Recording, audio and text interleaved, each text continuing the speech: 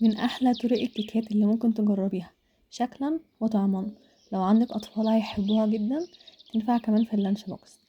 معايا عدد 3 بيض كبار، معلقة زبدة كبيرة او سمنة، معايا كوباية لبن، كوباية سكر، كوباية الا ربع زيت، وكيسين فانيليا بما يعادل نص معلقة صغيرة فانيليا خام.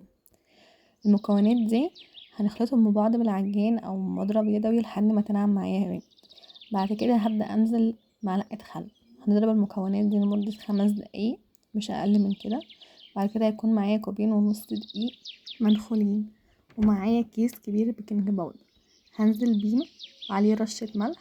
وهخلط المكونات الجافة مع المكونات السايلة لحد ما تتجانس. اول ما الخليط يتجانس معايا يبقى سايل جدا، مفهوش اي تكتلات. لو فيها اي تكتلات هفضل اضرب لحد ما تنعم معايا خالص. ده شكلها. بعد كده هبدأ اشيل نص الكمية دي، والنص التاني هضيف عليه معلقة كاكاو ومعلقة لبن واخلطهم ببعض.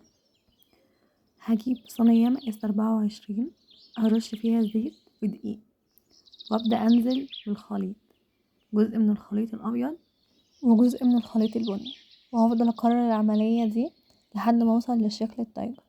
ممكن بعد ما نخلص الخليط نجيب خلة سنين ونعمل بيها شكل من فوق، او نضيف شوكليت شيبس، او نسيبها زي ما هي كده. ده بيرجع ليكي ولرغبتك. هدخلها فرن مسخن مسبقا على درجة حرارة 180 رف اوسط لمدة نص ساعة. وعشان نتأكد هي استوت ولا لأ، هجيب خلة سنين واغرزها في نص العجين.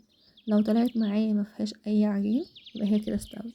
شغل الشواية تاخد لون خفيف بس من فوق، ما تنشفش معايا. بعد كده هطلعها اقطعها بأي شكل. وده هيكون شكلها بعد ما خرجتها وهديت وقطعتها. تحفة. أطفال هيحبوها جدا من شكلها، طعمها لذيذ جدا. ألف هنا على